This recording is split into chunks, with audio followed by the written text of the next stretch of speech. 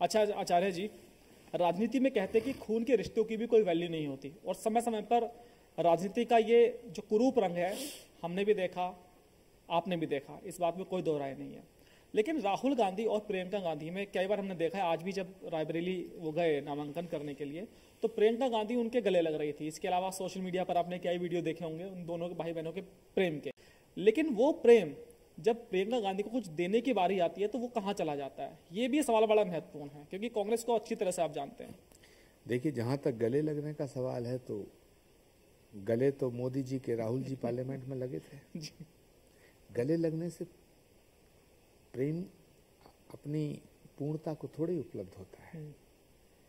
आपका नजरिया क्या है, आपका दृष्टिकोण क्या है? प्रियंका गांधी जब राजनीति में आई तो लाया कौन? राहुल गांधी अध्यक्ष थे। 2019 में जब उन्हें पहला टास्क दिया गया, अब देखिए सीक्वेंस देखिएगा, क्रोनोलॉजी देखिएगा। आप जाइए 19 में, राहुल गांधी अध्यक्ष हैं, प्रियंका गांधी को यूपी का प्रभार दिया जाता है, जनरल सेक्रेटरी बनाया जाता है। लोग बहुत खुश होते हैं, कांग्रेस के कार्यकर्ता खूब खुश होते हैं, हम भी खुश हुए, हमने भी ढोल बजाया। लेकिन उन्हें आधा उत्तर प्रदेश का प्रभारी बनाया गया, जबकि जब से कांग्रेस का इतिहास है आज तक किसी स्टेट के 2 प्रभारी नहीं हुए।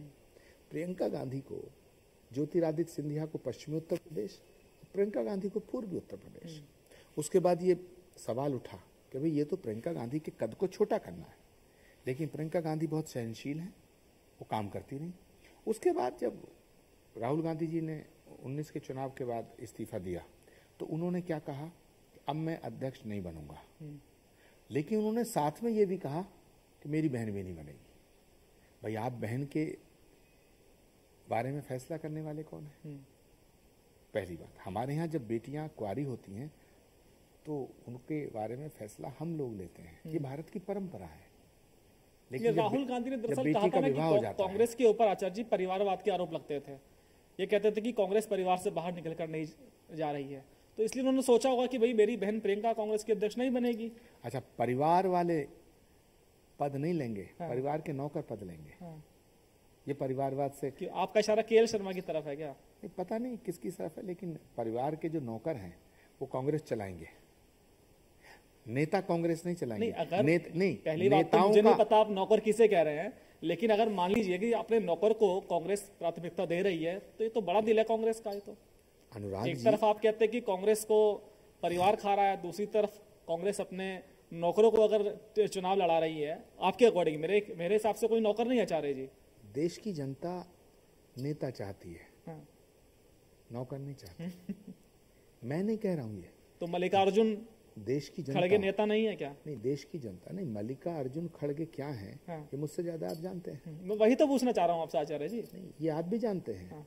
मल्लिकार्जुन खड़गे जी क्या हैं, मैं उनसे कई बार मिला।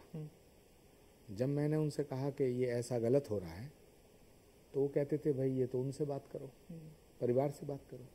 जब मैं कहता था ऐसा होना चाहिए, कहते थे वो जो कहेंगे मैं कर दूंगा। इसके अलावा और ज्यादा कहना मेरे लिए